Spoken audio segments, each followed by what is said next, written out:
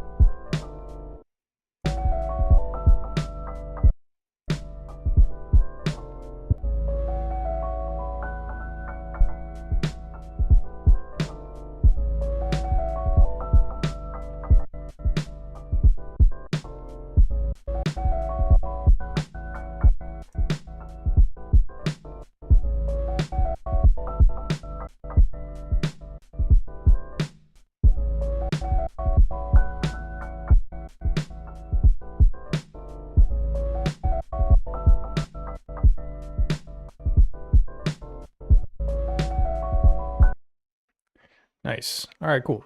So that was the second one. A little loopy, but we're getting there with this beat. Okie doke. So let's get started here. Do a new project. I will explain the premise of today's session because we got some cool stuff up, lined up, that is. So let me hide my little M8 window. So we got 1010 Blackbox in the mix, and this is part of my ongoing discussion with myself about whether I want to keep this thing or get rid of it. So I'm trying different combinations of gear with it to see if it's got something that I want to use, basically. I used to be heavy on this thing a long time ago, maybe 2021 or 2022 perhaps. But yeah, haven't used it much since I got the M8. So now I'm kind of trying to bring it back into the fold, see if it's useful in certain ways. So today what I want to try with it is I want to try to sequence it externally, which I've been doing quite a bit of, but I want to try and sequence it using the M8. So I want to see how the M8 works in terms of like being the thing that controls all the sounds, triggers sounds from this. So yeah, Blackbox is basically just going to be a sound module. And then M8 is going to have all the MIDI notes that'll be telling Blackbox to play like, kick, snare, hi-hat, whatever. And I think it might be a good combination too because of the fact that this thing is like monophonic, 8 tracks, but this has more polyphony. So I might be able to do some like cool MIDI stuff where I'm like using only one track on the M8, but I'm using like a ton of different samples on the Blackbox. So I feel like there might be a silver lining on this one. Not sure how well this thing sequences external gear, so we're going to figure that out too. But yeah, that's kind of high level, the premise for what we're going to do today. So first things first, we got to hook these up via MIDI. And unfortunately, this is MIDI type A, and this is MIDI type B, I think. Maybe it's the other way around. All I know is they're not the same type of MIDI. So I have to use these like wacky like inverter thingies to plug them up to each other via the TRS cable, which is like the headphone cable basically. So I've got these things. It's like a, yeah, I don't even know. I got it from Dig Dug DIY. It's that guy on Etsy that sells cool stuff. So yeah, basically when I plug the cable in, if I go straight to, it's not gonna work, but I can use this to like invert the polarity or something. Let's try it out and see if it works. So I've got like a million headphone cables here.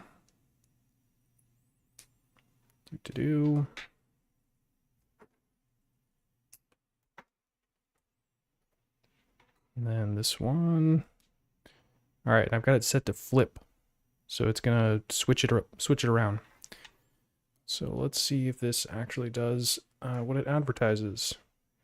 And then, MIDI out of M8 goes to MIDI in of Blackbox. MIDI in. Okay, so now let me see if sending a note does anything. So we got to do external instrument. Or maybe there's a MIDI instrument. MIDI out. I feel like these can do the same thing. Because this says MIDI port. We're going to learn today. Okay, and I'll bring up M8 window so you can see. So yeah, there's two kinds of instruments that we could possibly use here. MIDI out or external. We'll try external first. This is going to be important because I want to listen to the output of the Blackbox through M8.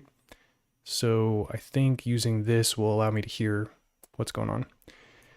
All right, so we're going to do line in stereo, yeah. And then the port, I don't want it to be USB, just MIDI. I don't think it makes too much of a difference. Channel 1's fine, because channel 1 is the, well, let me double check on Blackbox. There's a channel you can set on the Blackbox where it allows you to trigger like multiple pads on this. It's called the global in, I think. MIDI. Yeah, global in, set to channel 1. So we're good there. All right, so channel 1, bank PG. I don't know what that's about. And then these are MIDI control change channels or values or something. I'll leave those alone for now. I think everything else should be fine. So now let me see if I put a note in here, does it show something happening on Blackbox?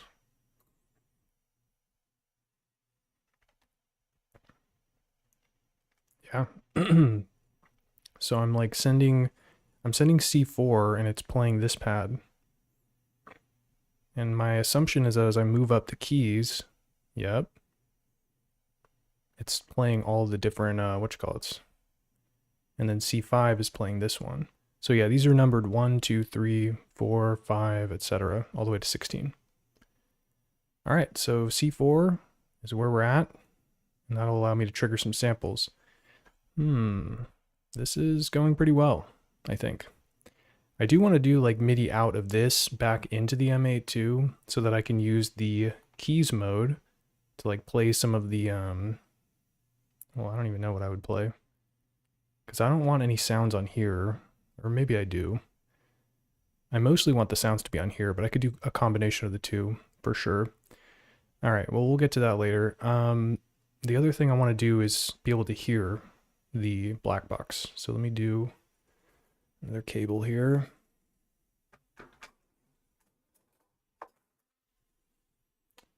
On today's episode of how many headphone cables do I have? The answer is quite a few. All right.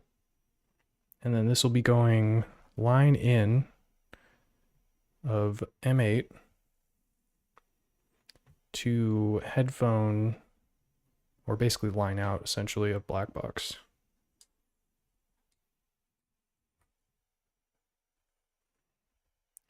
Okay, so now let me just load like a sample. I'll do it on this one.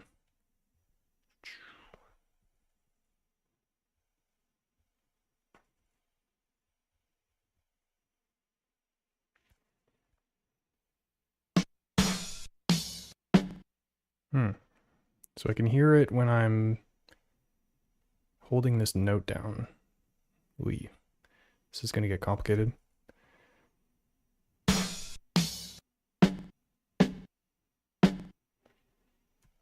Okay, I think there's a way to, from the mix page, be able to hear the what's coming in from the line in. Let me test that out. Oops. All right, so here we are on the mixer page.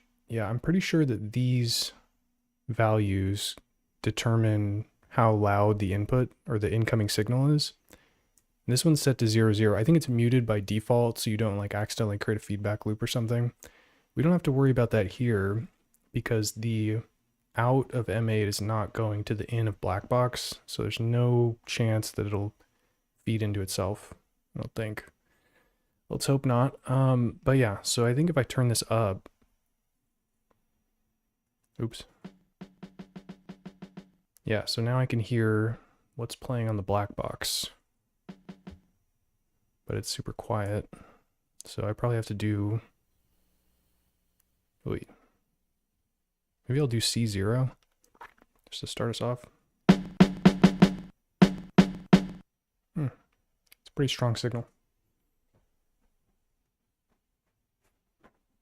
Okay, all right, we are doing good here. I'll keep it at C0 for now. I don't know if that's going to double up on it with this external in.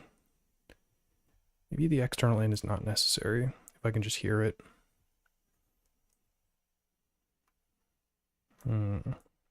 Yeah, let's try switching it up. Okay, so instead of external in, I'm going to try doing MIDI out. Channel 1. Just a MIDI.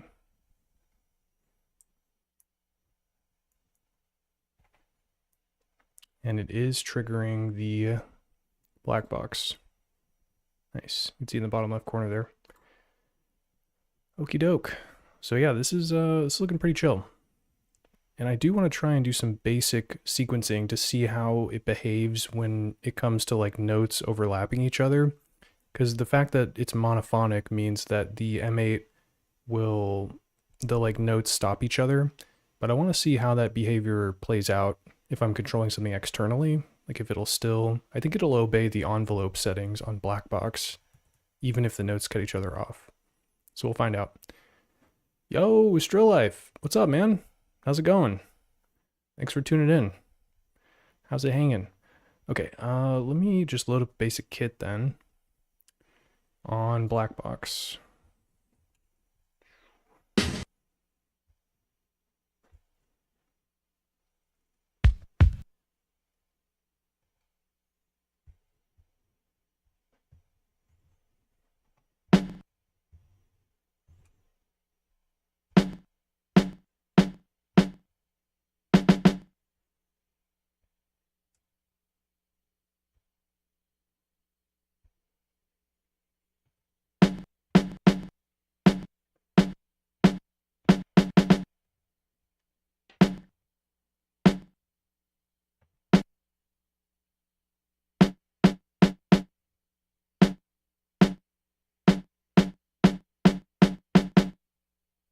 All right, so we got kick and snare.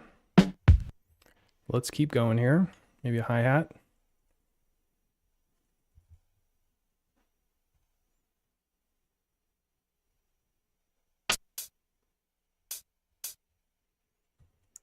Real basic. Okay, and then, I don't know, maybe an open hat too. We'll finalize the kit here.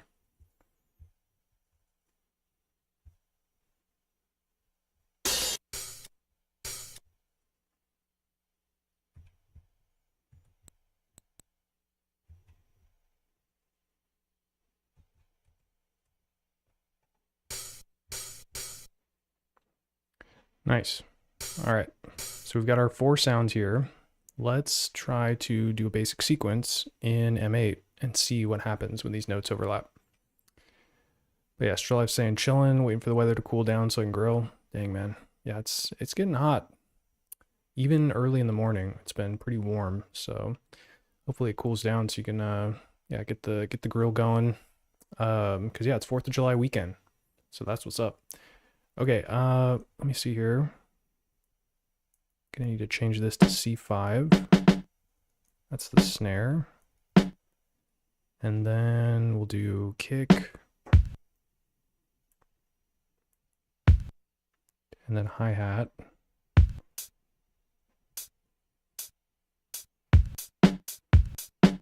Oops, forgot it's like 120 BPMs. All right, let's bring it down, 90.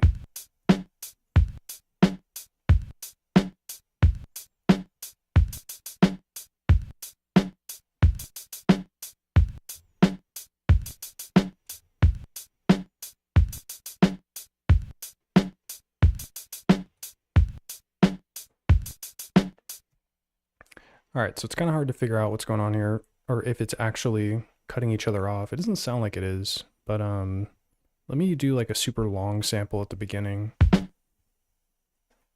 just to see.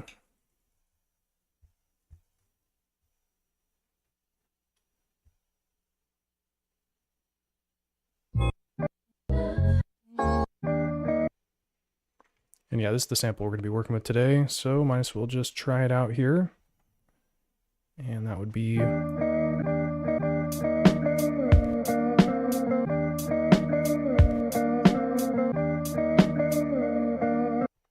Nice. So it does continue to play even as the other notes are triggering it. So it's really just following the black box's polyphony behavior, and the notes aren't cutting each other off like I thought they would be on the M8, which is the normal M8 behavior, as the notes will stop each other because it's monophonic. So that's pretty cool, actually. So I don't have to worry about, yeah, any kind of like weird gating issues, which is going to mean that I can use MIDI tracks on M8 and like really get some bang for my buck in terms of having a lot of different samples that can trigger and not just be confined to, you know, things cutting each other off or whatever. So that's pretty sick. The other thing that I want to try is I want to figure out if I can do MIDI out of this back into M8 so that I can control and play things like chromatically and stuff using the on-screen keyboard, which looks like this.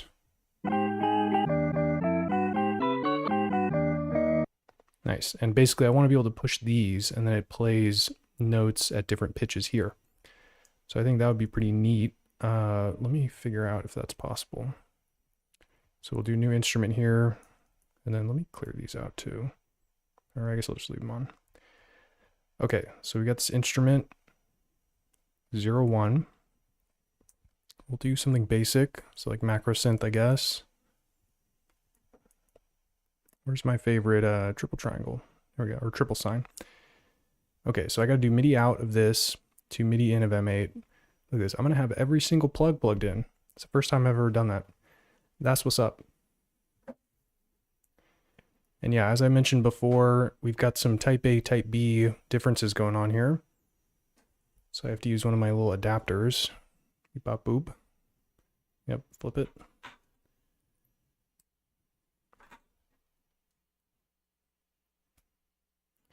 All right. And then now I gotta go MIDI out of Blackbox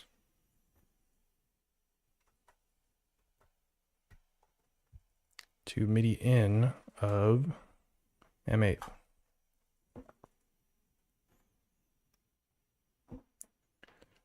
And yeah, I'm hoping this doesn't create some kind of MIDI feedback loop. Let me check Blackbox and see if there's any like through settings so it's not like passing the notes along. MIDI.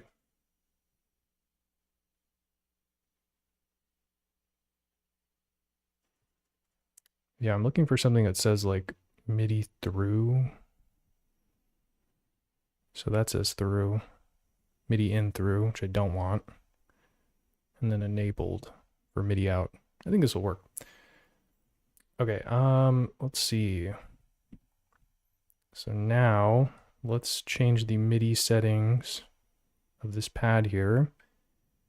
And we'll set it to channel.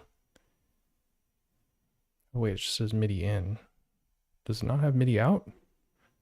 Come on, bro. We gotta do this. I wonder if I have to just like have a sample loaded on it to MIDI out. This is kind of weird. Maybe I just have to set it to MIDI in. And then let me double check on M8 what the, is. The rec note channel. It's channel 9. Okay. So yeah, let's see if setting a MIDI in channel on Blackbox means that it sends it out too. It's kind of counterintuitive, but let's find out. So this is channel 9. And then if I were in the sequence,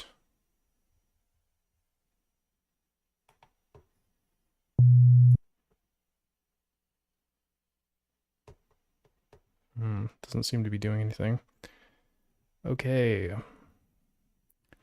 And yeah, so let me try loading a sample maybe. I don't know, maybe it has to have something there for it to be able to send MIDI. That would be dumb, but we're going to find out.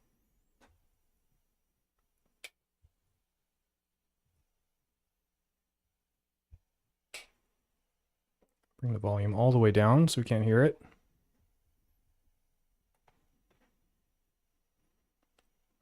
It does not seem to be doing anything. I got this thing set correctly too. Flip.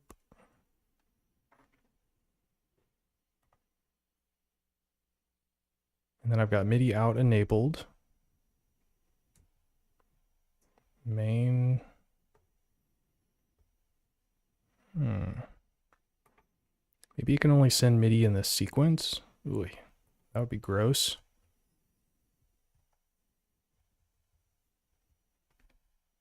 I guess we can test that out.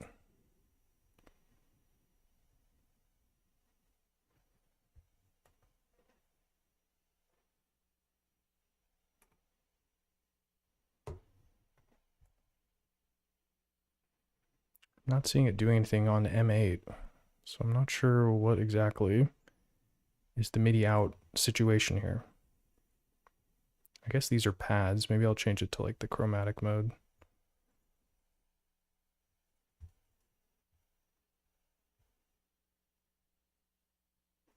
And yeah, my expectation would be that there would be a note that would be input as these are playing. It would like be putting that note into the M8 sequence, which it's not doing.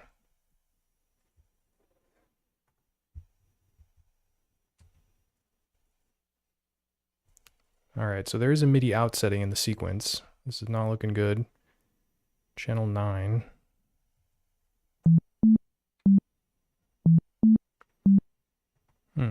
So that's doing something. Let's go back to keys. No, it's not doing anything. So yeah, I think what's happening is it's not able to send these keys out via MIDI. You can only send MIDI out in a recorded sequence. Ugh, that's gross. Because yeah, what I was hoping to do was be able to at least use like some kind of tactile, you know, playing stuff in to get stuff sequenced on the M8. Maybe I'm missing something though. Let me check the sample. Output. Poly mode. MIDI in.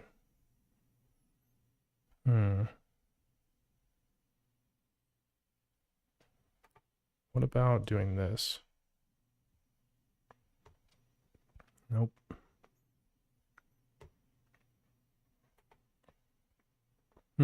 Okay, well, we're checking that box. That does not work. So there's probably no reason to keep the MIDI out of this plugged into the MIDI in of M8. So we're going to unplug that.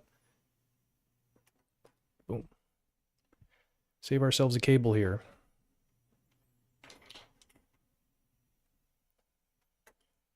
Dang, that was hard to pull out. Okay. So let's get back to the mission here. So we've got a decent implementation here. We can use this. We can use a single track on M8 to control multiple samples. So I guess let's get like a chill, or you know what, let me slice the sample actually. And then we can play that back using a channel on the M8. So I'm just gonna dial in these slices real quick.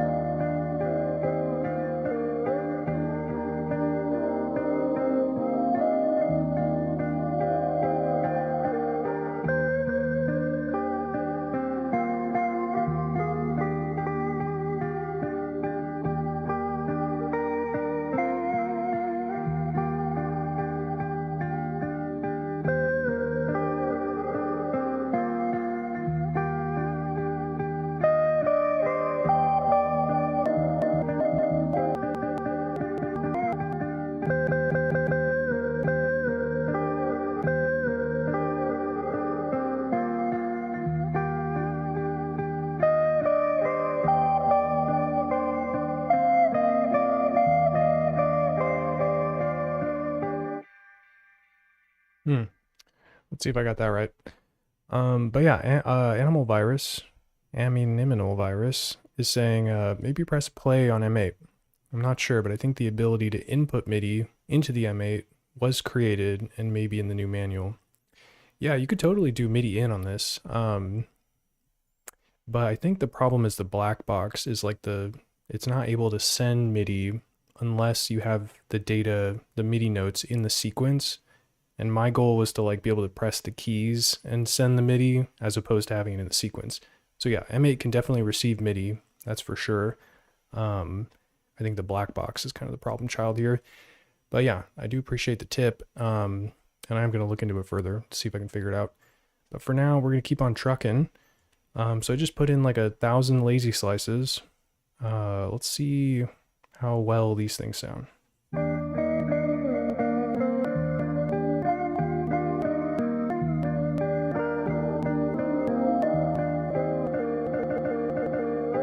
So there's a lot of like pops at the beginning. So what I can do is add some attack here and save ourselves the trouble of dialing in all these slices.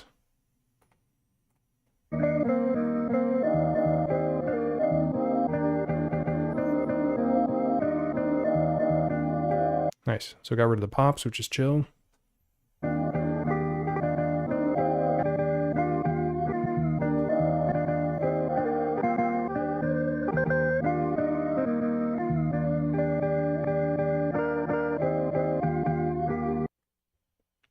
So yeah, these slices sound fine. Let me test out some controlling here.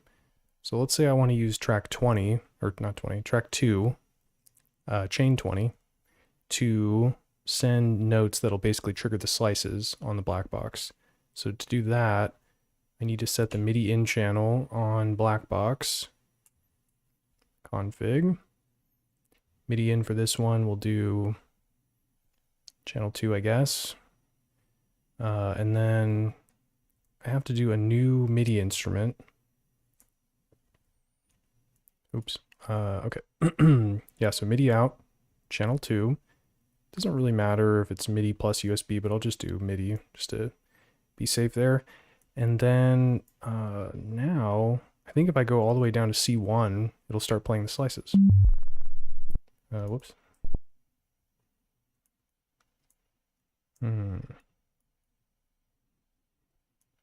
It's not playing the slices. Oh. It starts at C4.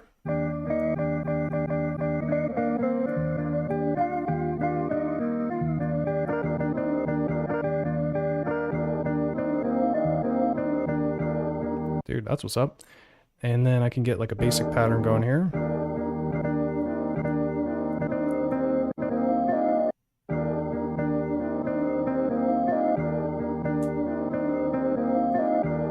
And now it's playing the Blackbox slices.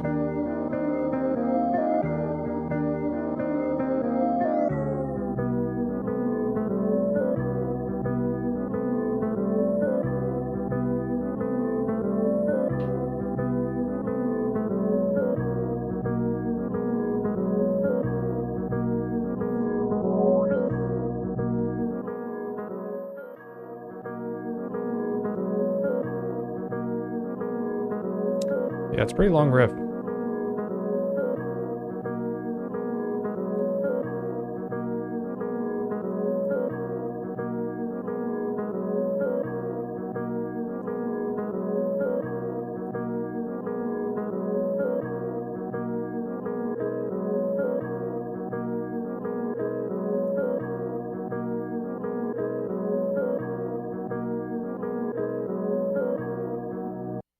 All right, cool. So that works pretty well. Now the next thing that I'm curious about, which I haven't tested, is how the micro timing works. Specifically because on M8 you have to do some kind of, it's not big workarounds, but there are ways to like get more kind of like micro timing ranges essentially. So one of them is using like double BPM, so you have twice the resolution, and that allows you to move notes off the grid with more precision. And then there's another micro timing trick that I use, which involves tables. So I think we'll skip the tables for now and see what happens if I, double the BPM and then use the like delay command to get some of these notes off the grid. And it'll be good to test that using the drum channel. So let me go back here. Oh, whoops, forgot to change this.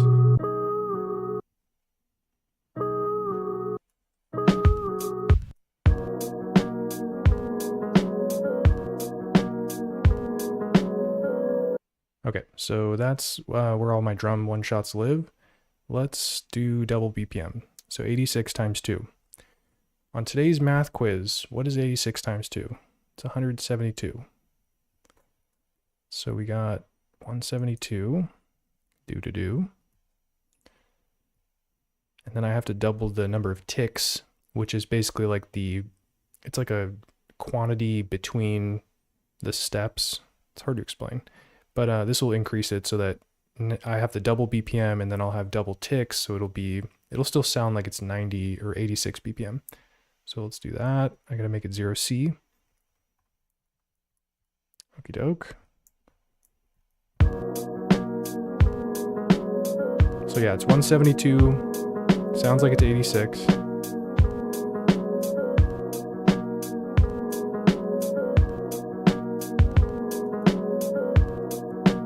Let's try to throw in a ghost note.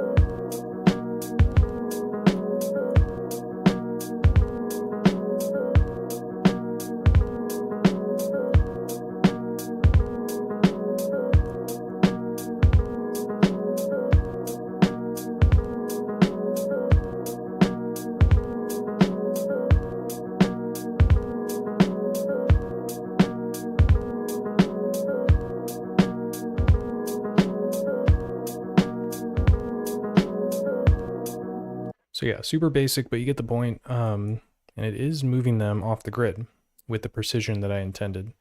So that's a pretty good sign as well. I wasn't sure how it was going to be sending the MIDI using these delay commands, but it seems like it's sending them later than it normally would because it's the delay command. All right, I think we've got everything we need to start making a beat. So I think I'm just going to get into it here. And yeah, I picked all these drums kind of randomly, so I think I'll just go back to the drawing board with regards to the sounds we're using, but we do have the samples, or the slices, I mean. So let's listen to that and find some new ones.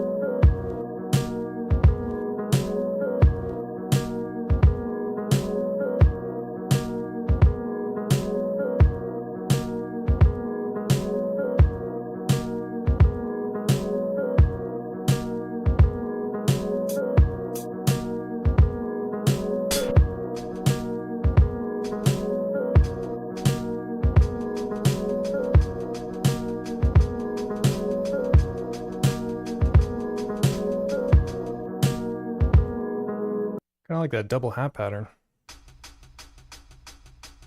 Might be able to do something interesting with it, adding some notes to the sequence here. So let's see if I can do that.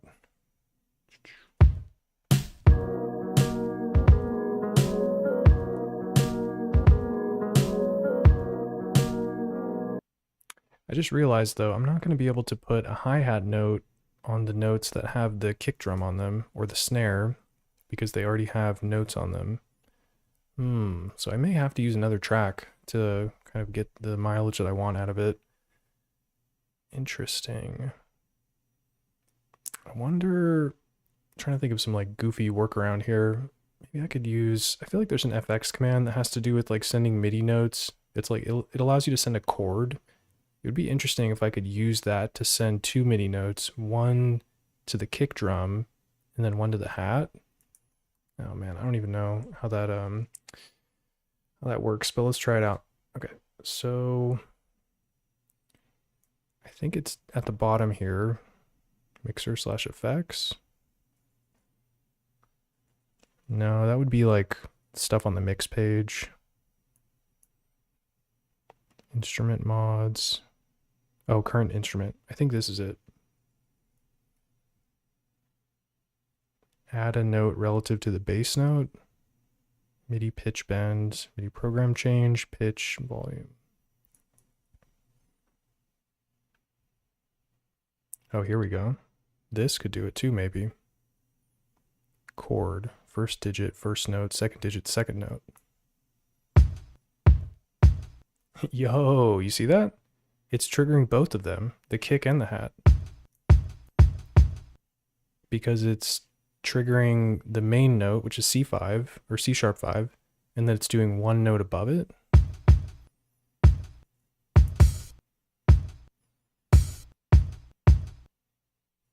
Wow. And so it seems like it can do three notes. It's doing whatever the note is and then two more, I think. That's pretty cool though. So yeah, I can use that to add the hi-hats in, and that solves my problem that I was talking about earlier where I wasn't sure how I was going to put them in the sequence. I thought I was going to have to use another track. That's what's up. So let me just put all these in here. Oh, actually, it's going to be different for the snare, I think. Yeah, so I have to go...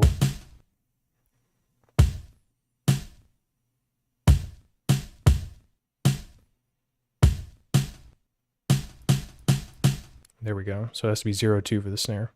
Interesting.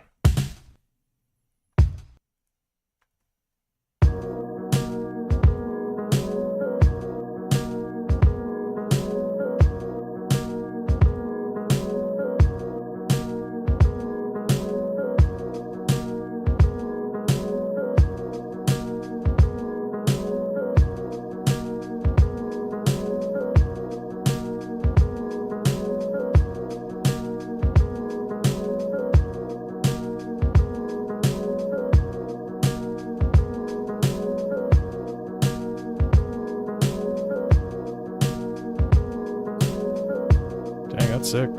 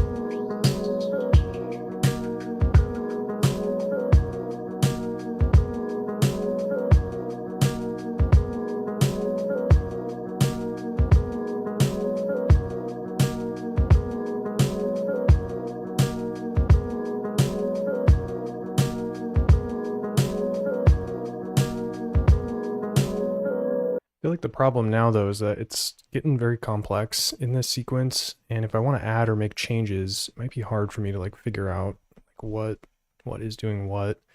maybe I'll do some basic organization here. So all the chord FX commands I'm going to put on the far right, just to help me keep track of like what I need to trigger like the hi-hat and stuff. So yeah, chord, chord, chord. And then we can have delays on the left, so that'll help me with the micro timing. And then the middle can be kind of like a flex spot if I want to put, I don't know, something else in the mix there. Okay, so I've got one drum pattern going here, or one phrase, so it's only one bar. Let's do 2 bars. Got 11 here.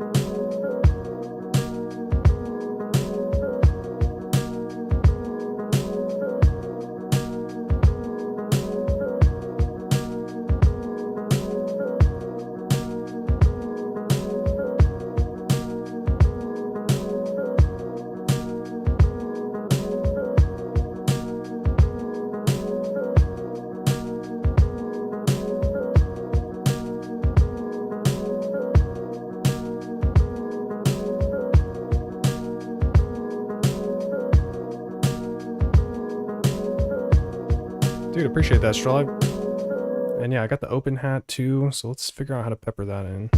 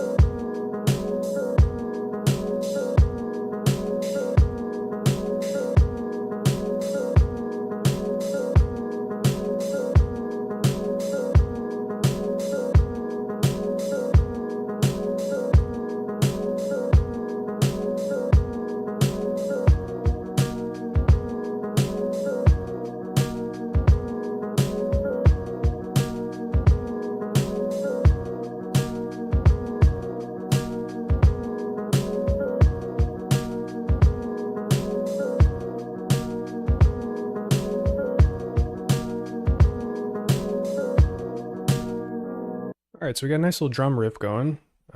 So let's come back to these sample chops and try to do something a little more interesting.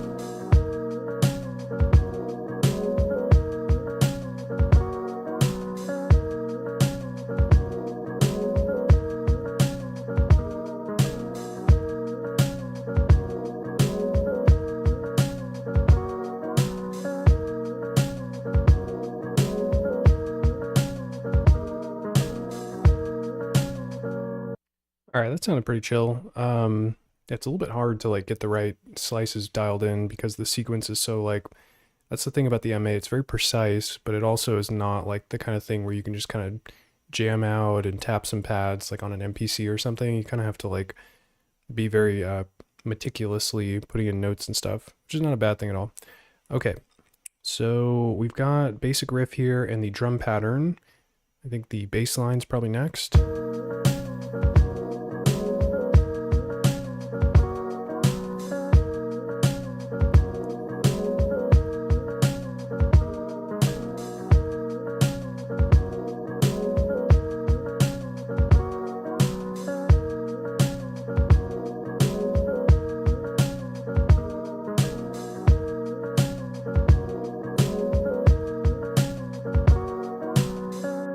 And yeah, I'm trying to figure out if I want to load a bass sample onto the Blackbox or if I just want to use the M8. I think I might just use the M8 actually.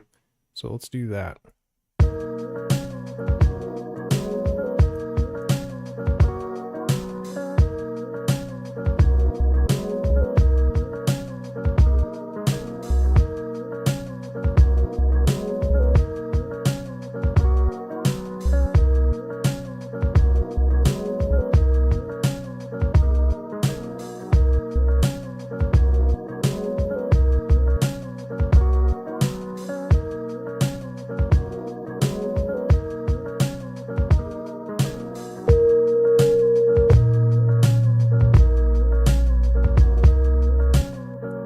Forgot I need to put the envelope controls on this thing.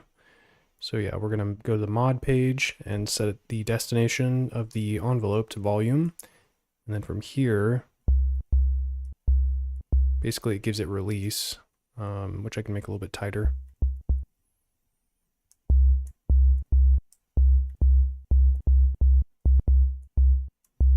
That should be fine. And then I'll put a little attack on it too. So it has kind of a smoother start.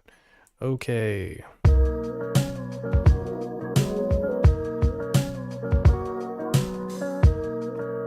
then yeah, I gotta figure out what notes go with this. So let me try to figure that out.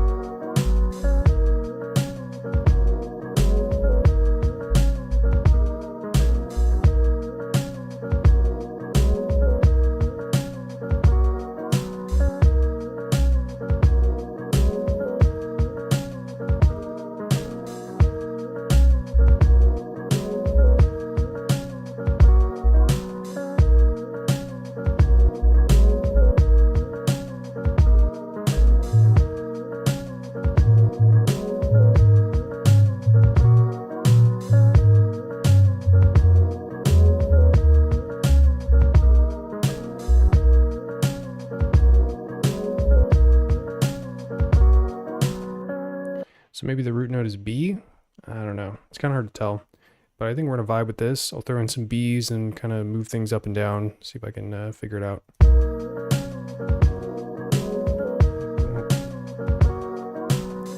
Boom, boom, boom.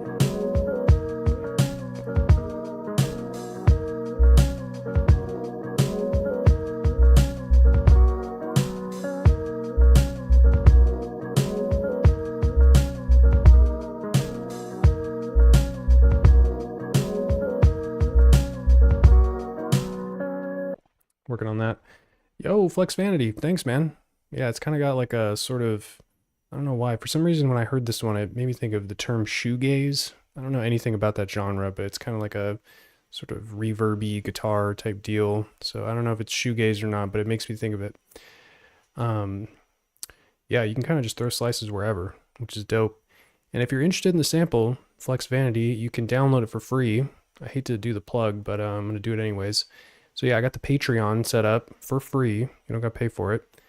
Free members. And you can get all the samples that I use on the live sessions. So check the link in the description if that interests you. If not, it's all good. Don't even worry about it. But yeah, this sample has been fun to work with, that's for sure.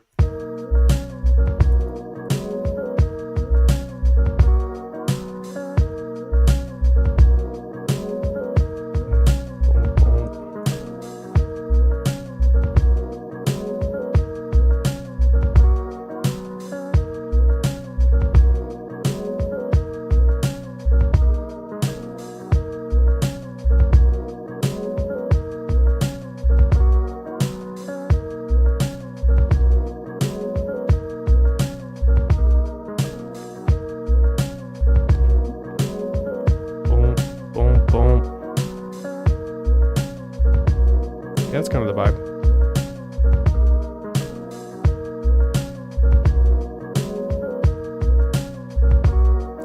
Yo, TD. Yeah, we're jamming. Independent style.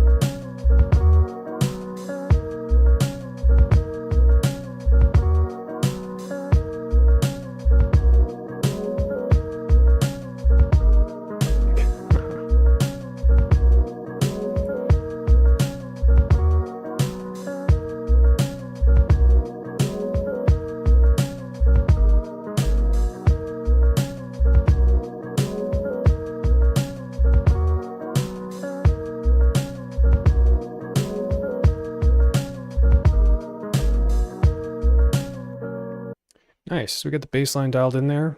Beat barbecue. We're cooking with gas over here, let me tell you. Okay, so that's the drum pattern, sample chops, and the bass. What else we got? We got so many extra tracks. I'm used to like already being halfway done with the tracks, but being able to put everything on track 10 for the drums has been pretty sick. So I do like that workflow. All right, but yeah, let's try and find some other layers to throw in here.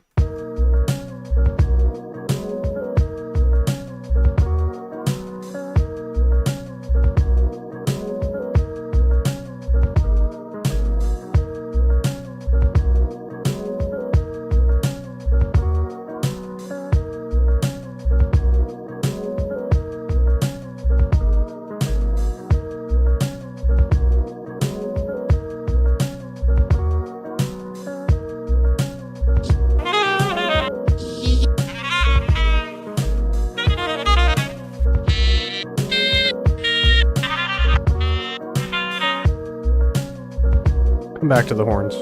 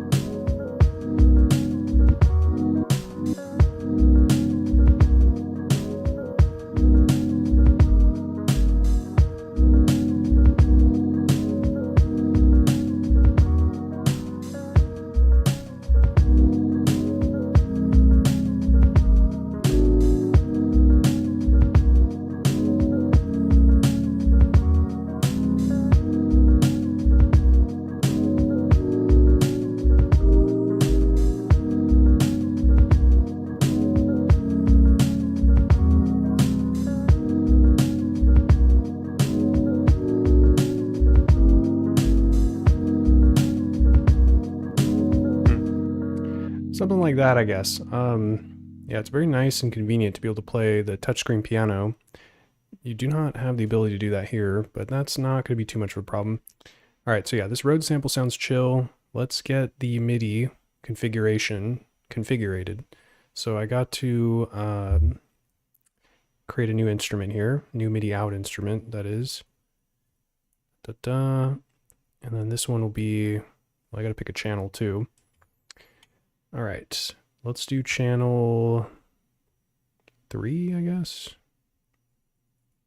Because, yeah, I think I have this one set to 2. Yep. So, yeah, we could do 3 here. And then I don't need to change anything else, but I'll do MIDI there. Okay, now let's see if these notes play. The rumble.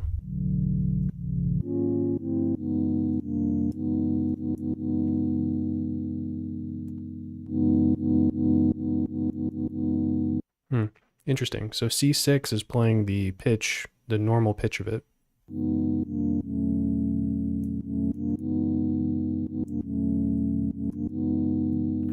So that's pretty dope. All right. I don't think I need to mess with too much else here. So let's get back to M8 dirty wave style.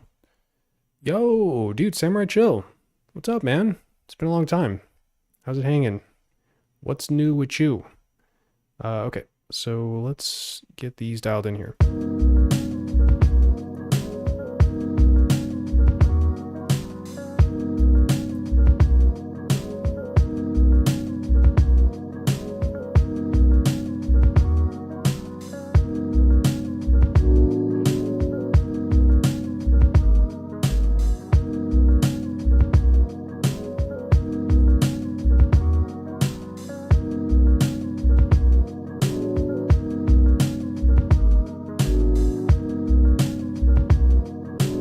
Whoops.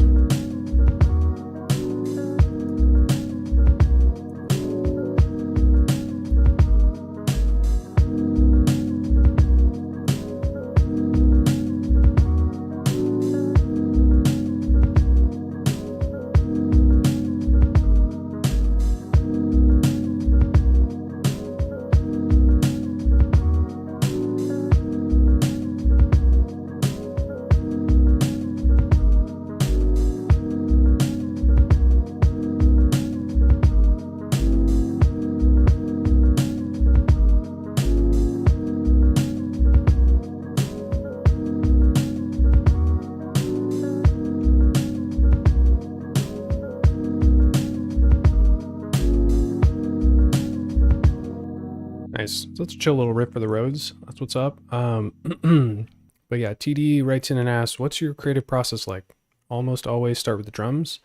No, actually quite the opposite. In fact, I usually start with the sample chops or the melodic parts. Never the bass though. But yeah, usually I start with the sample chops. I get like a very simple loop going. And then from there, I start to build out the drum pattern. And the reason why I do that is because I think it's easier to find drums that fit with the sample if I have the sample already playing and looping, and then I choose drums that kind of like match the vibe or whatever. So that's kind of my approach is, yeah, melody first, then the drums, then I come back to the bass, and then I start doing the other layers like horns and whatever else I can kind of stack on top there. But yeah, that's kind of long and short how I do it. Sometimes I try doing the drums first, but I find that I'm most efficient when I do the sample first and then and go from there. And then yeah, Samurai Chill saying chillin', working on a beat, just dropping by to show love. Dude, that's what's up. Appreciate it. What are you working on a beat on? Are you using the Octatrack? I remember you picked that up like a couple months ago or something. Or do you got some other gear that you're working on? Okay, so let me see what we got here.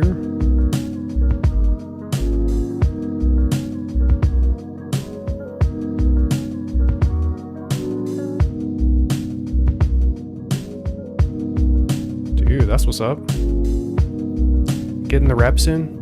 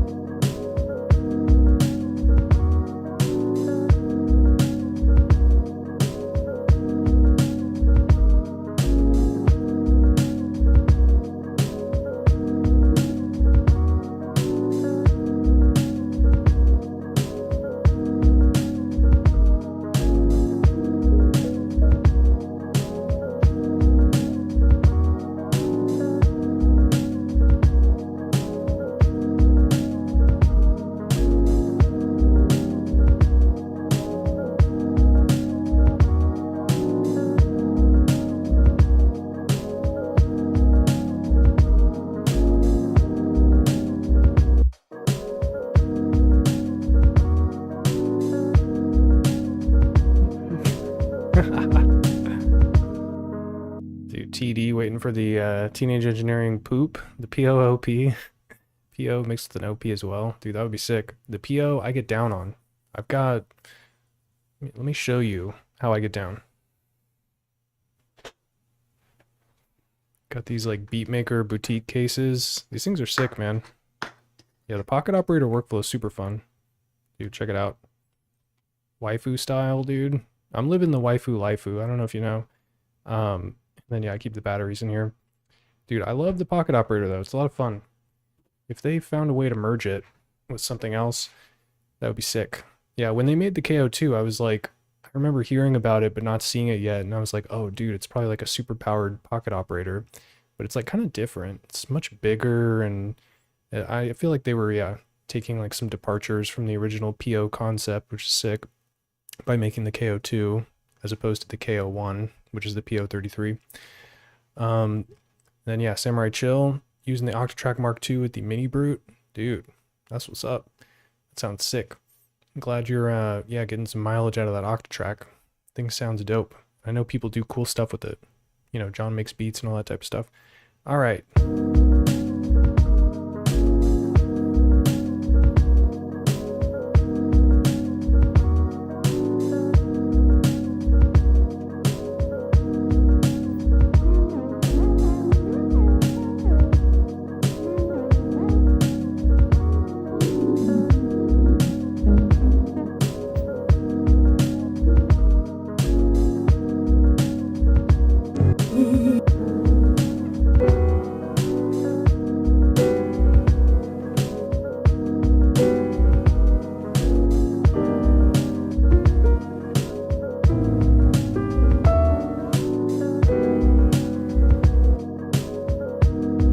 Like this piano riff.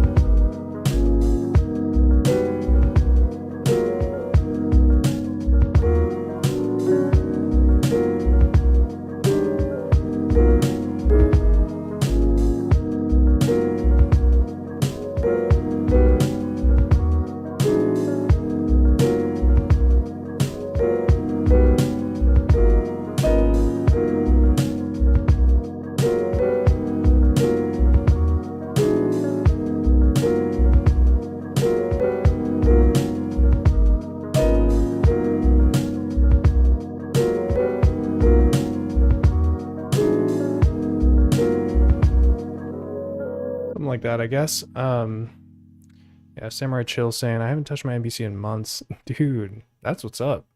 Octatrack Mark II, the MPC killer. But yeah, that's cool that you're yeah, vibing with a new piece of gear. Gotta love that feeling when you get into something new, which is what I love doing all these wacky combinations and stuff. All right, so I've got some ideas for this, how I want to play it. So yeah, let's create a new track. And it wouldn't even need to be a new track, because I could totally trigger these piano chops from like this track, for instance, by just putting the notes in between, because you don't have to deal with the sort of monophonic, when you're sending MIDI out. It's not going to, the sounds won't choke each other out like they normally do on the M8. So that's kind of cool. But either way, it's probably going to be easier for me to manage if it's a new track. So 5-0, 5-0. Yeah, make this bigger too. So you can see it on your television screen. Yep. And then I'll do another MIDI instrument. MIDI out. And we out here. Info. And then go to config and set this to channel 4 now. And then I'm going to do channel 4 here. And then I should be able to hear these slices.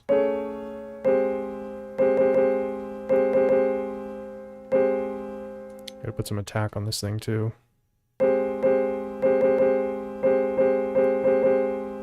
Get rid of that pop. Yo, B Jamin since birth. What's up, man? How's it going?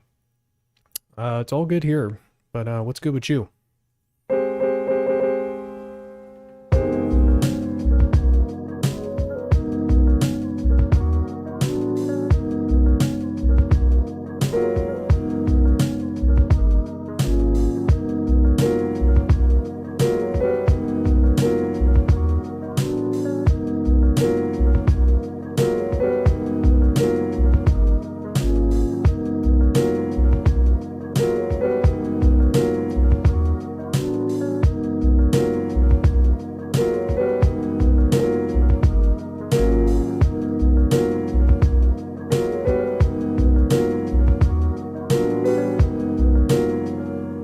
I gotta like play it on the black box and then watch where the playhead is going and then make sure I set the note in the correct place.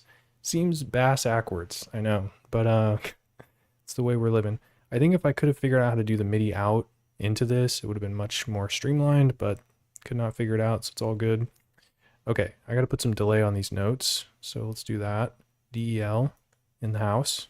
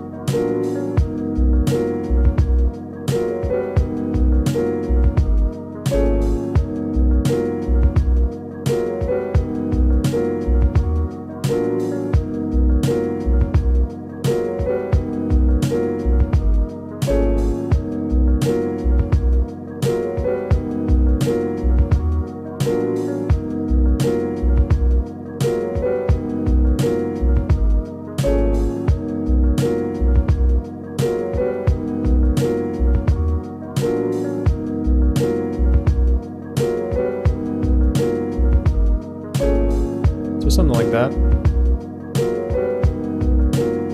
Let's do some sound design here.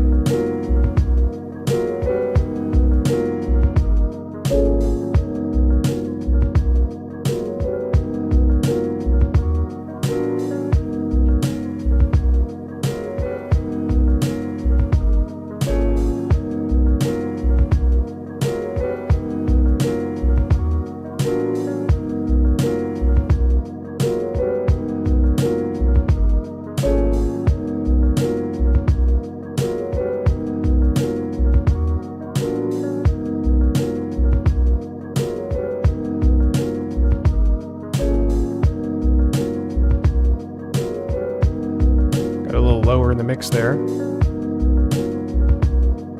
What else we got?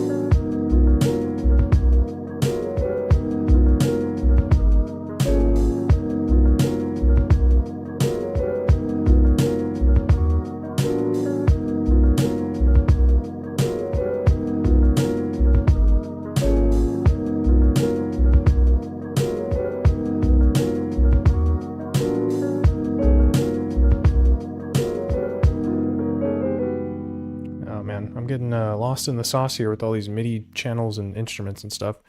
Okay, I gotta do another MIDI instrument with a new channel, which will be channel 5 for this other piano that I want to add in.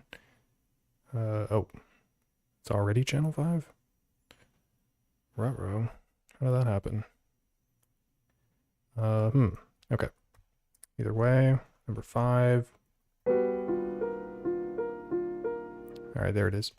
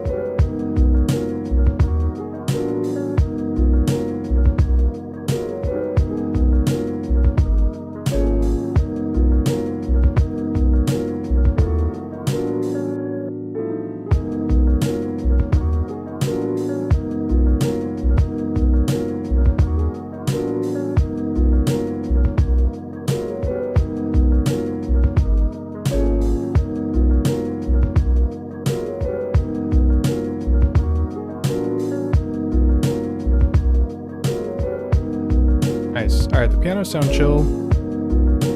Let's keep shopping around here.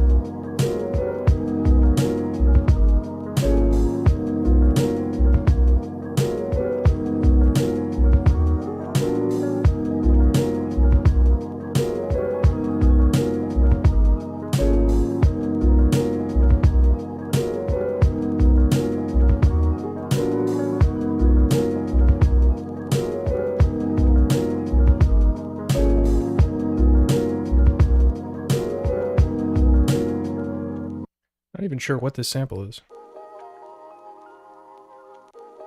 Sounds like Rhodes, vibraphone, something like that. Yeah, I put a filter on it to kind of like, yeah, shape it a little bit because I feel like the mix is getting a little muddy, which is okay because we can do a mix down towards the end. But yeah, I kind of like this layer, so I'm gonna throw it in.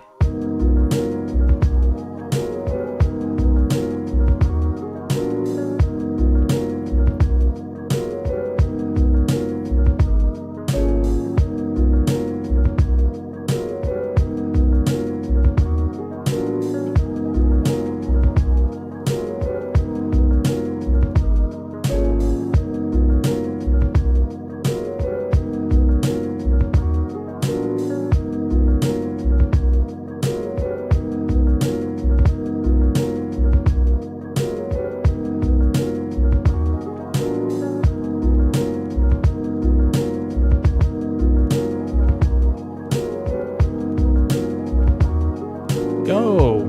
What's good, bruv? How's it going?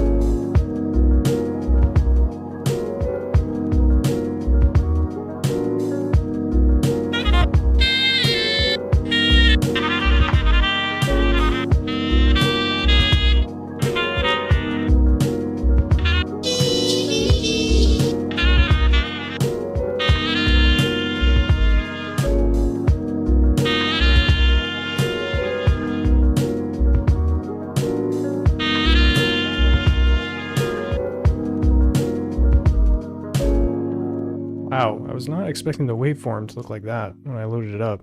This thing is beefy, yo. What's going on there? This thing got normalized to hell and back. I have to put a filter on it. And yeah, the thing about the black box is that it does have a filter on the instrument page or sample page, whatever you want to call it. But it's a high pass, low pass filter. So there ain't no band pass. There is like this EQ thing that you can use to do like band passing, but the thing about this is it affects the entire mix, not just a single instrument. They don't have like a send type system, not to my knowledge at least. So yeah, you're kind of limited in sound design tools in that regard, but I think with a filter we could probably get where we need to be. Maybe a high pass or something. Let's see.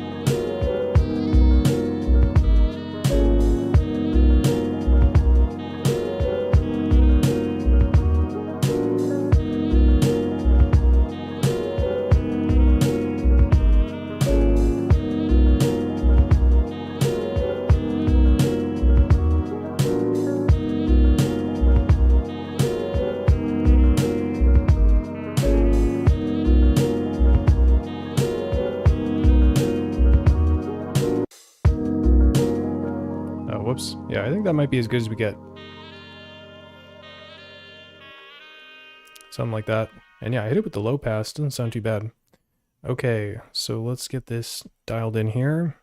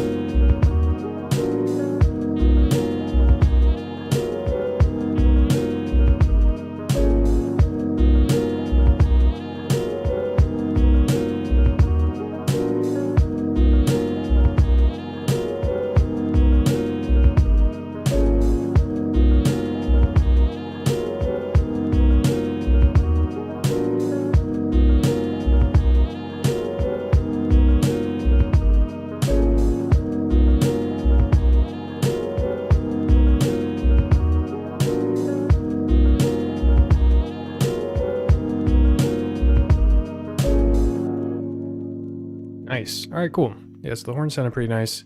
And then TD writes in and says, feels like the underlying sample is a bit repetitive. Add a bit of variation, perhaps. Yeah, man, that's a good idea. Yeah, I'm getting a little lost in the sauce here in terms of the underlying sample. I've got a lot of chops going here.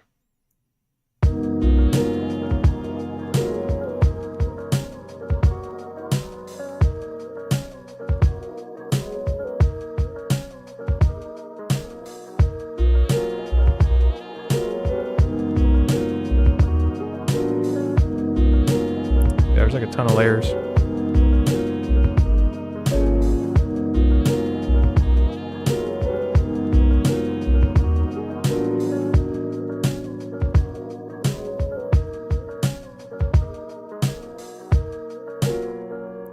right, yeah, let's try and mess around with those. So this is how you do it on M8.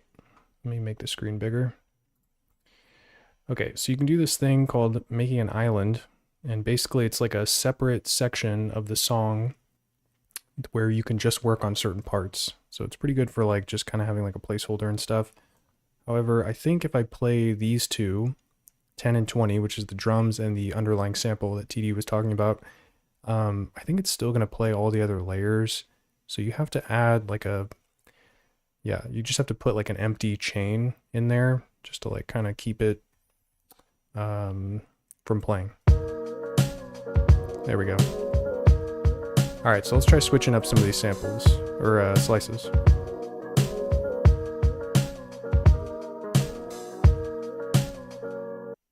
And yeah, just to make sure I have a backup of the original sequence, I'm going to do a deep clone, which is going to clone the phrases in the chain and the chain itself.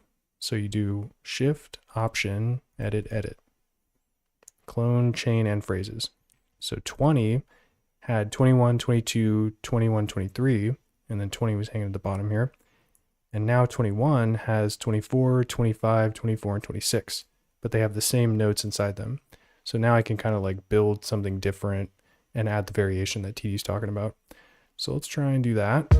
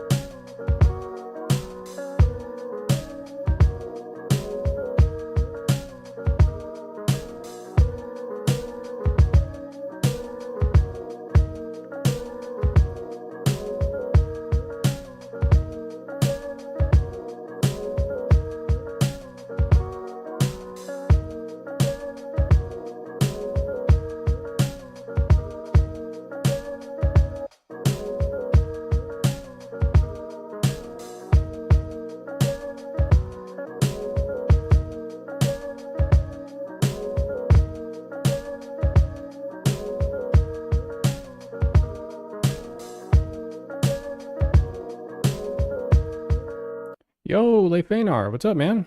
Thanks for dropping by. Yeah, dude, 1010 seems fun. That's for sure. Let me unveil the grand unveil drum roll, please. Boom. Yeah, I got it chilling here. Dude, I've got this crazy setup with it where basically I'm using MIDI on the black box to trigger the pads and the samples on here. So watch, I'm going to press play and you're going to see a bunch of stuff light up over here. So these pads, and then the sample chops. And then I can also do like mute outs.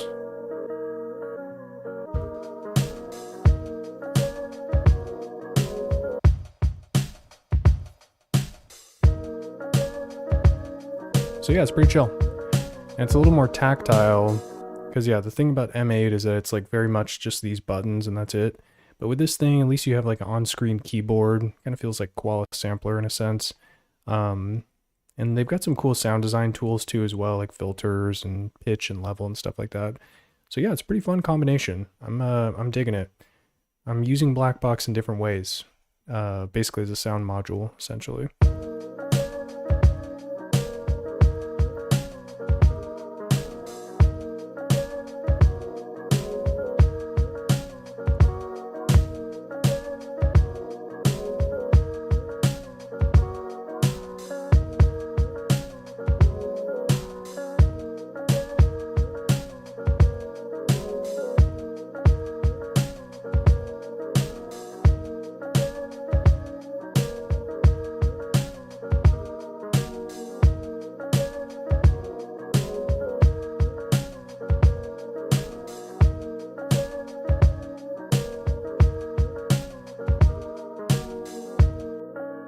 All right, so I created kind of like an alternate pattern here. So let me just throw this in and see if like, I don't know, I might have to change like the bass line too and stuff depending on what the notes are doing. But let's find out. Whoops.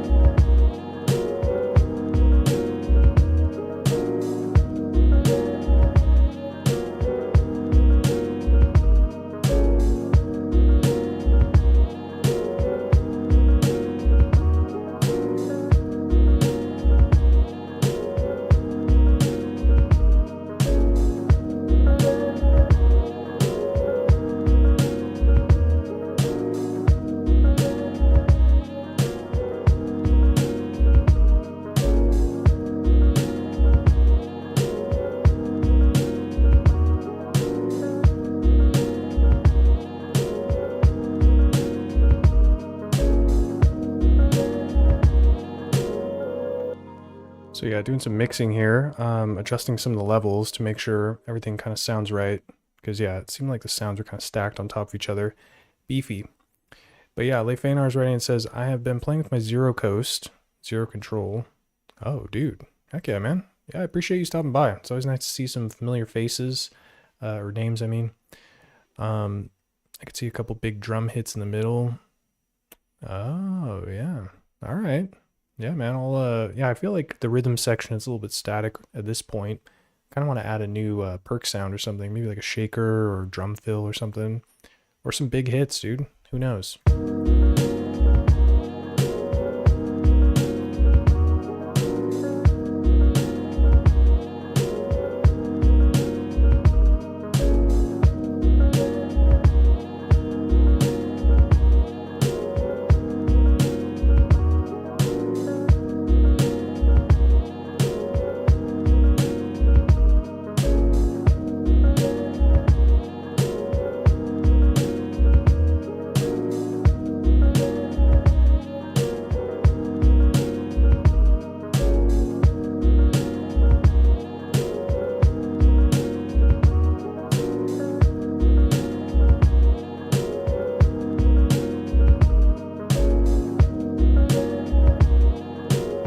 Dude, heck yeah. Thanks, Didi.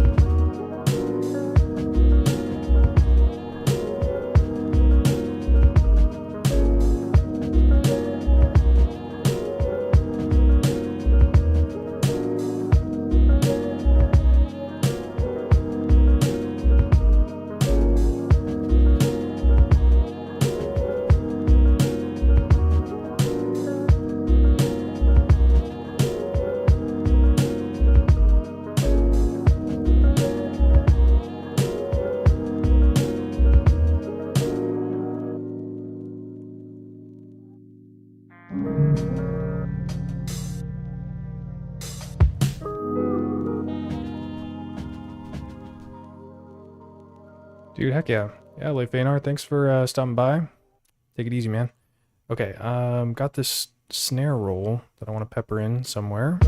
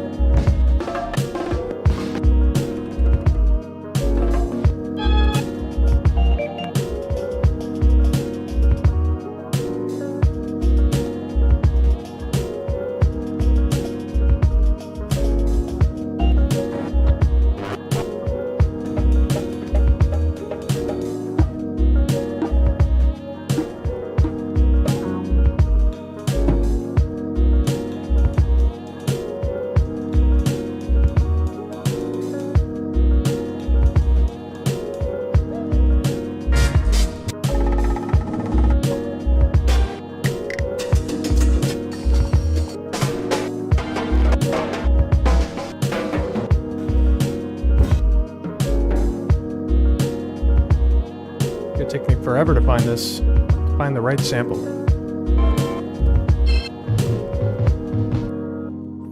Yeah, I'm just trying to find more like percussion layers, I guess. Yeah, this might take me a while though. Okay, so let me save this because I haven't done that. It's always good to save. So this is your daily message to press the save button if you can.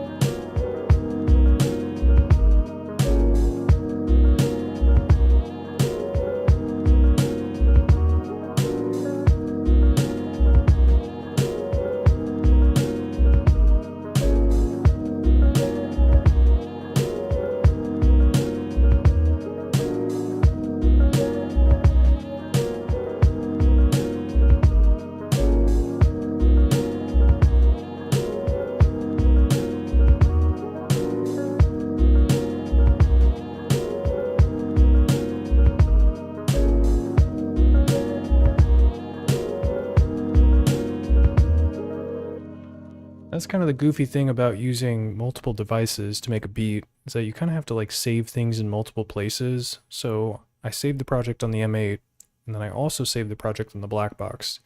So yeah, it's probably going to be easy for me to like get mixed up here and not load it up correctly. But yeah, basically the goal with this is I'll probably just record it in stem form to the computer just so I can deal with it there. But yeah, one of the quirks of using multiple devices that you kind of have to like have projects living on both devices and figure out how to organize it, which is kind of annoying. Okay, but yeah, I've got this one saved. Feel like I'm at a good point here with this one. What do we got next? Let me do a new project here. I think I'm gonna keep shopping around through this folder that I got. Okay, did I save it? Yeah, okay. So yeah, let's try making one more. And I'll shop around a little bit in this folder I got and see what I can do.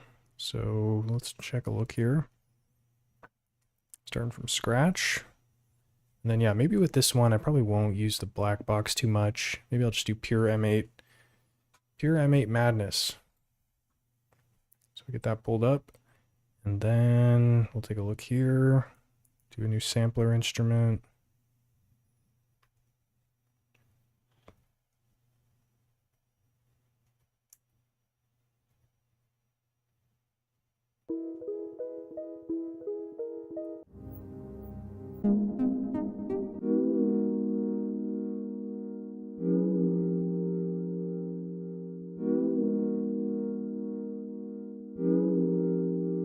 Getting some like old school hip hop vibes from this one.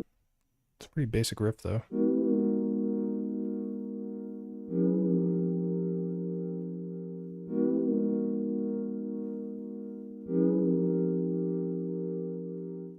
So kind of like a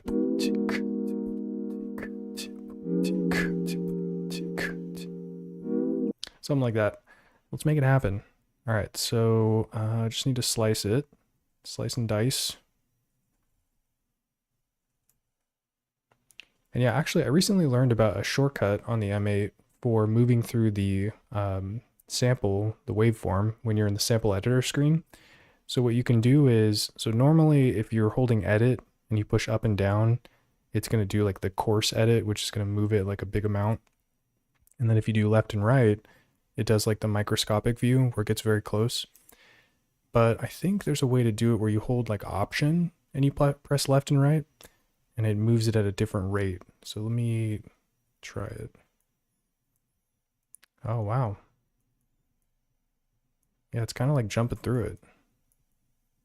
But it's still doing it in like the very zoomed in way. So it's kind of hard to tell like where you're actually at. And so that's option left and right. And I think you could do option up and down too. And these are different than holding edit. It's bigger. So it's like a larger amount of movement.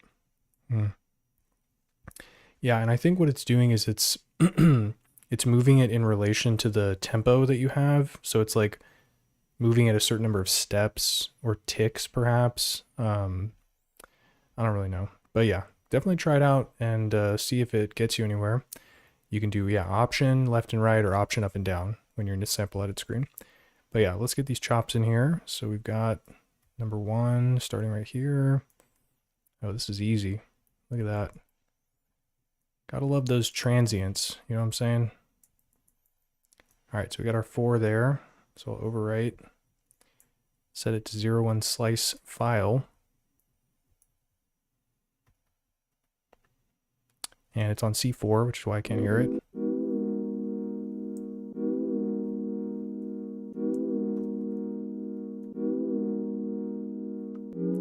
So what is the tempo here? It's probably like 90 something.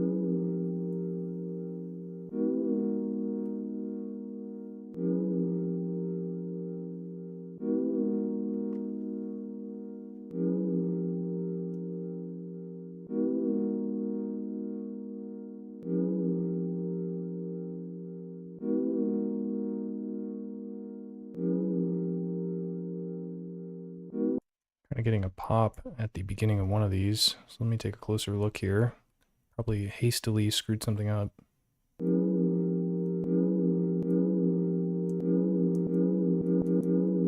Gotta hit that 0-point crossing.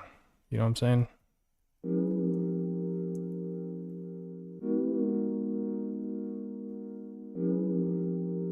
Sounds much better. Okay. So let's get some drums in here.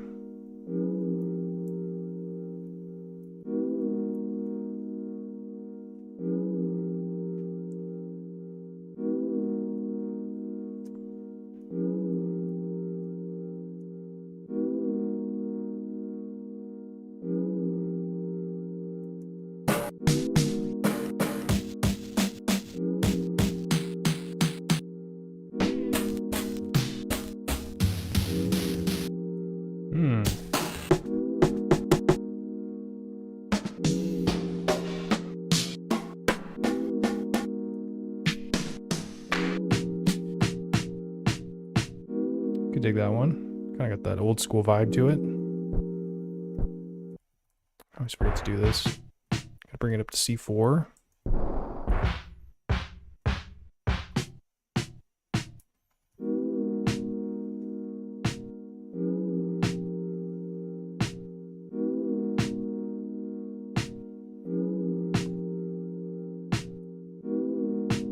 Gonna mess around with the envelope a little bit too.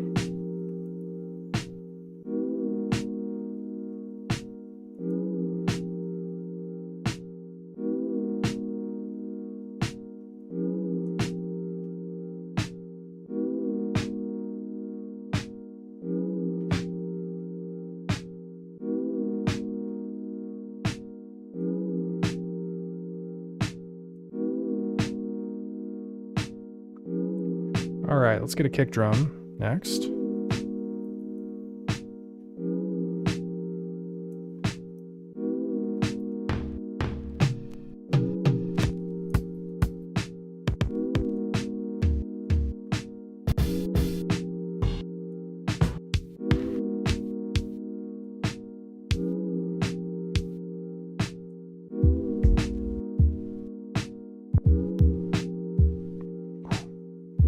That one's fat.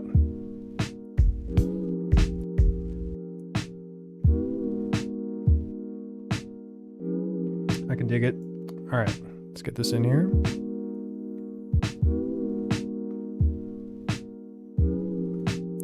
It's got a lot after it. Dang, that's that sampled from vinyl type kick. All right, we're gonna do the envelope on this one as well.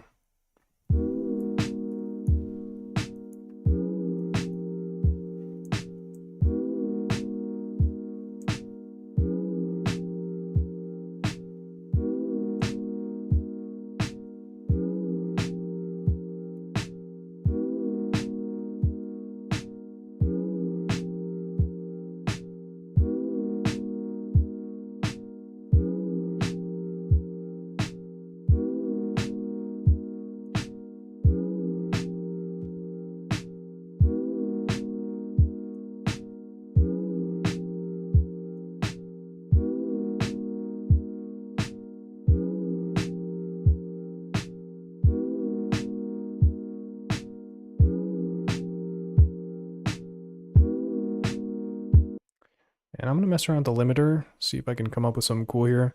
I'm still not super familiar with the limiter, but kind of like experimenting with it more to try to figure out how to do like sound shaping stuff. And I usually like the sound of this post AD one. Don't ask me what that stands for, but it usually sounds kind of cool on the kick.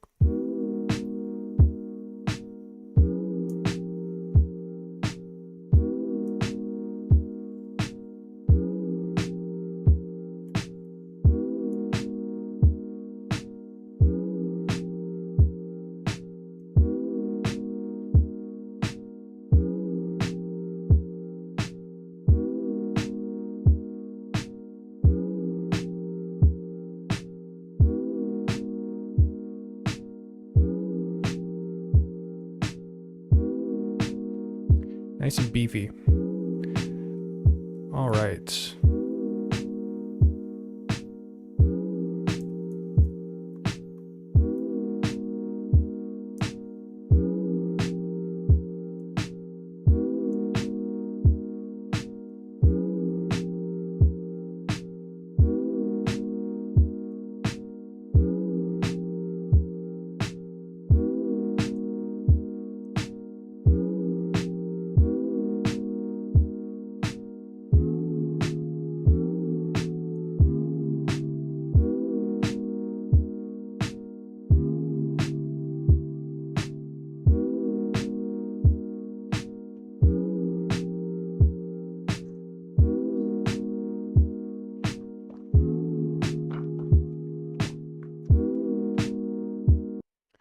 Not quite sure if that sounds right, but I kind of like it, so we'll keep that. And let's go to the hi-hat next.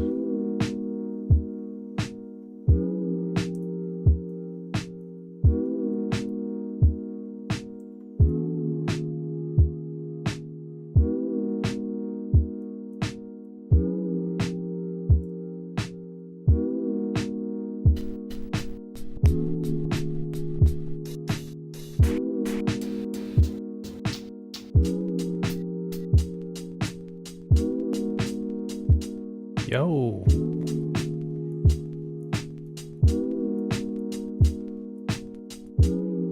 Sounds dope.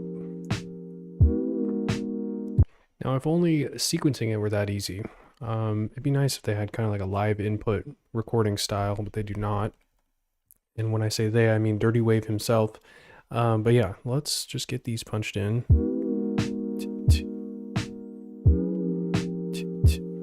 Something like that. Nope.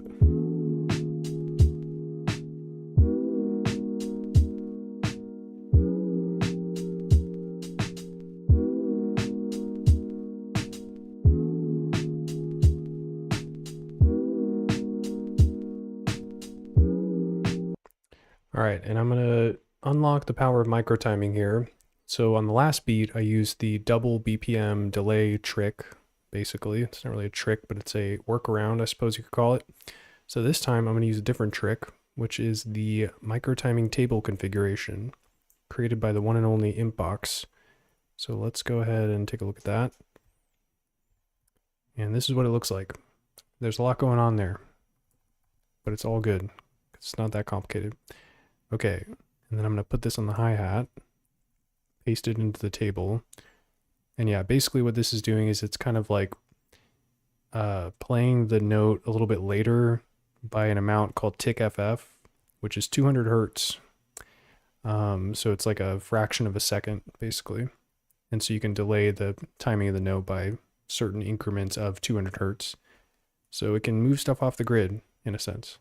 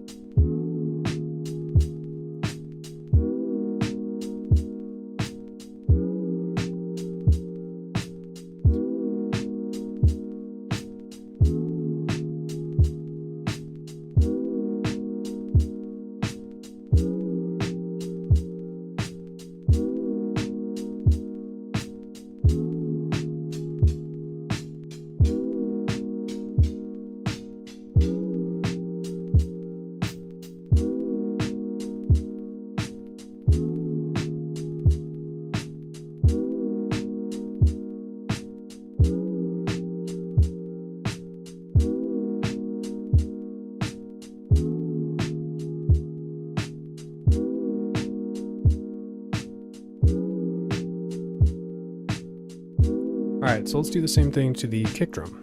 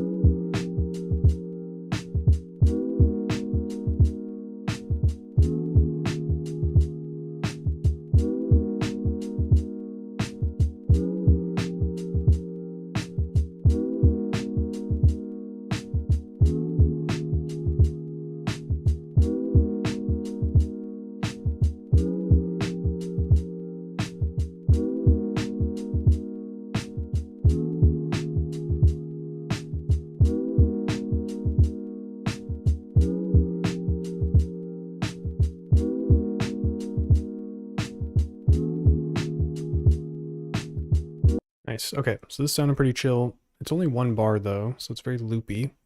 So we can kind of extend it out a little bit and make it more varied by using the nth command, which is quite convenient.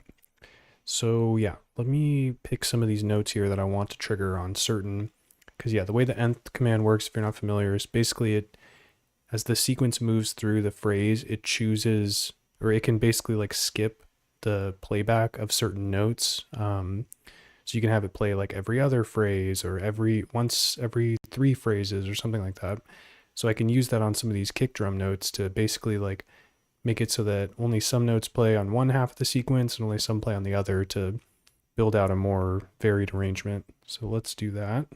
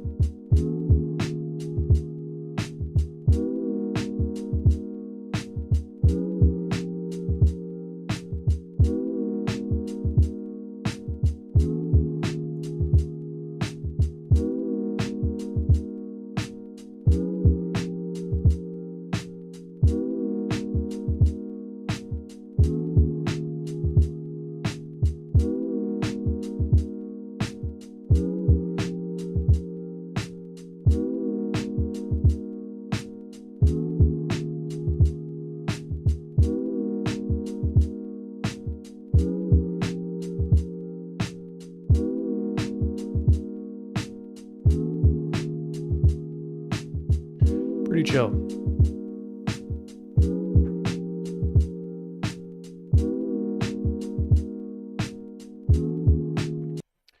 Okay, so What's Good Brev writes in and says, is it possible to make music on the M8 like Monkey Rascal?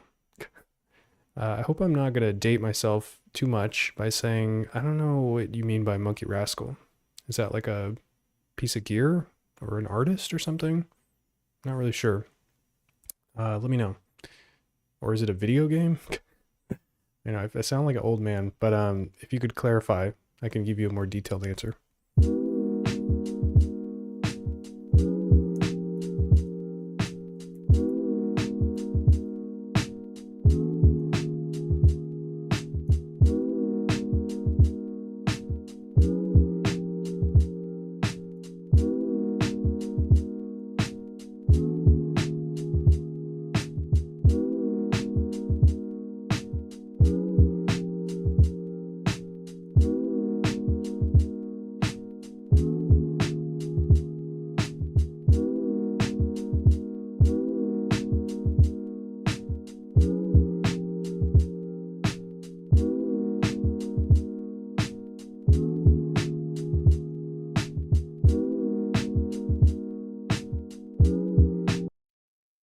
All right, yeah, what's good, bruv? Cool, thanks for clarifying. Yeah, if you have some beats from him, yeah, put them in the chat and I can check them out. But yeah, if he's a prodigy, then I'm sure he's got a pretty sick style, and this thing is capable of doing a lot of different styles. So yeah, you probably could make beats like Monkey Rascal and the M8, but I'm not too sure. I mean, do you know what Monkey Rascal uses to make music? Like a computer or like SP404 or something like that?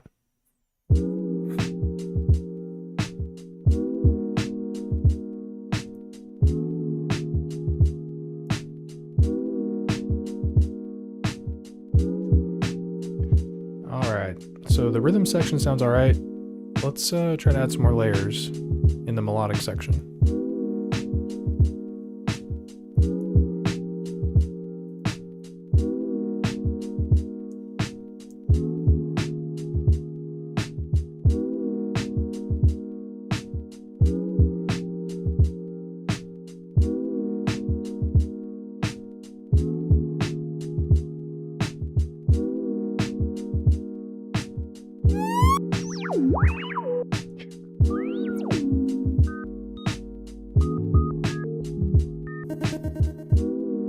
Yo.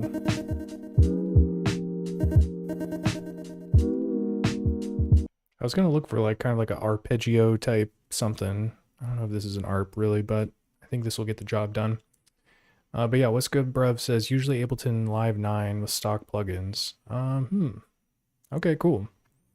Yeah, I mean, in terms of the M8 being able to do stuff similar to Ableton, I don't really know. I don't have too much experience with Ableton, but with stock plugins, I guess this thing does have some sounds built into it, but you're probably going to get more mileage using like samples. Although the synthesis engines in here are very deep, so you can do a lot of different sound design stuff. It might just like take you a lot of time to like learn how to do that and shape and build the sounds on here. But yeah, if you're using a lot of samples, it's pretty plug and play. I don't know if that'll get you the same kind of experience as Ableton Live 9 though. Dang, someone does beats in Audacity? Dude, that's sick. I love Audacity. It's like I've been using that stuff for years, but I've never tried making a beat in Audacity. That sounds like it'd be tough. But yeah, I don't know, man. Seems like computer tools are maybe gonna give you a little bit more options when it comes to like creating beats similar to someone, but this thing is definitely capable of a lot of different sounds.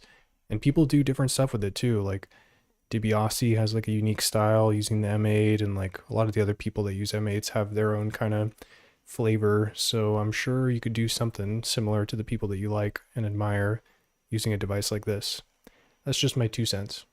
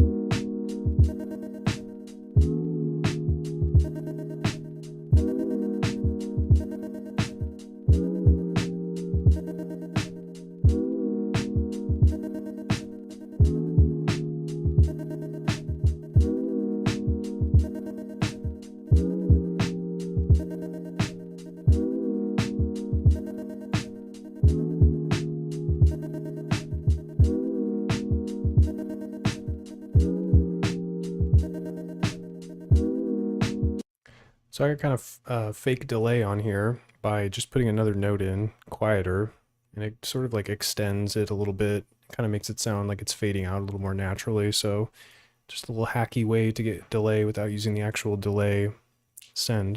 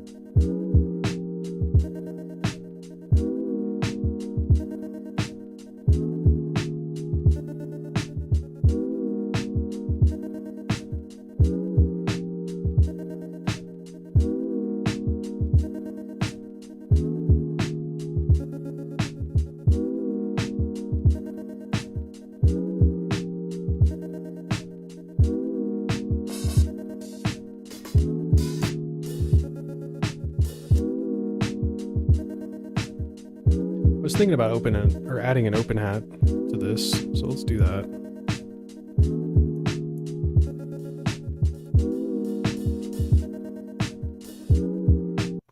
It's coming in just on the right channel though. What's up with that? All right, so I'm gonna edit and we'll do mono mix R. Nice, so it sounds like it's more in the center channel now.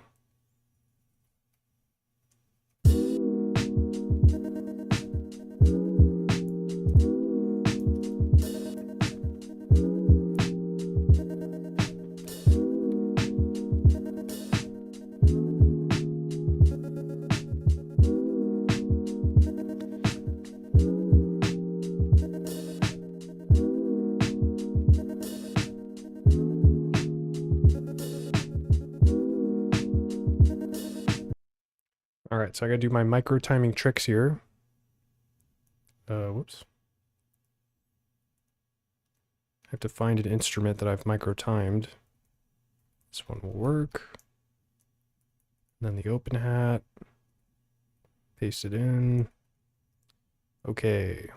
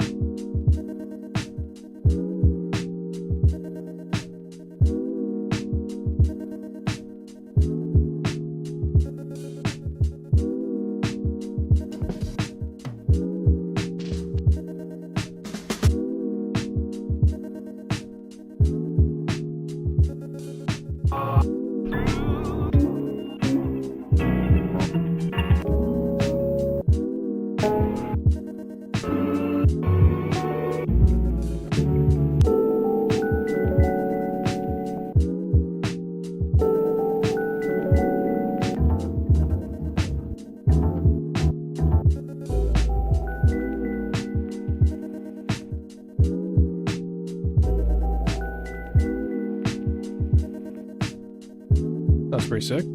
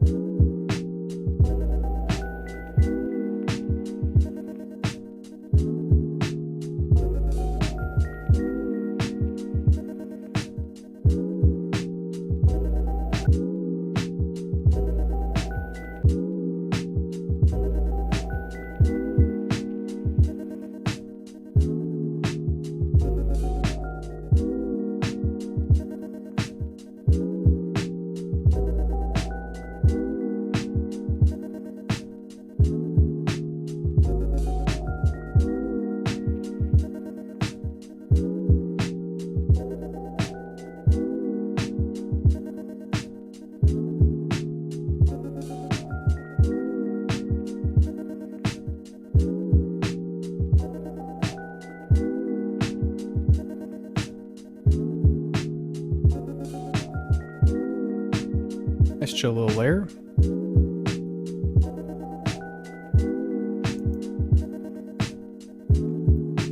haven't even done a bass line yet.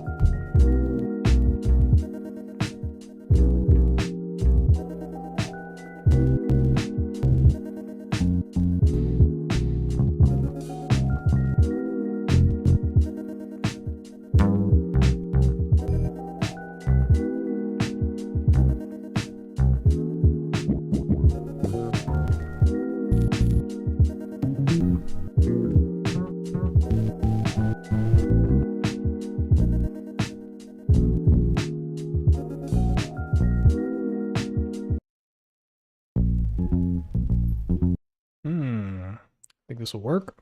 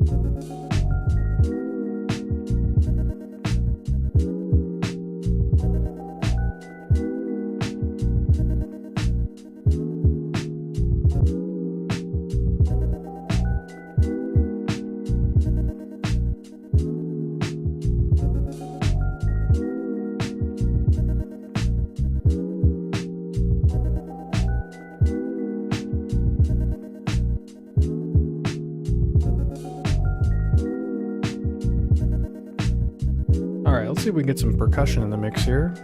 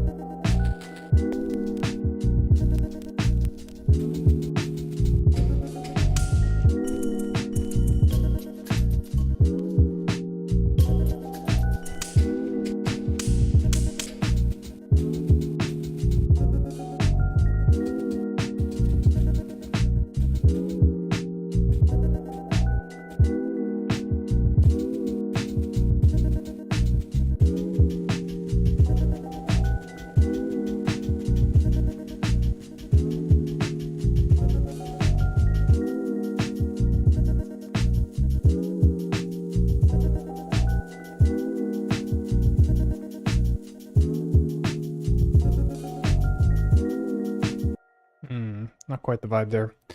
Yeah, I'll probably just figure this out a little bit later. But yeah, I think this is probably a good time to call it.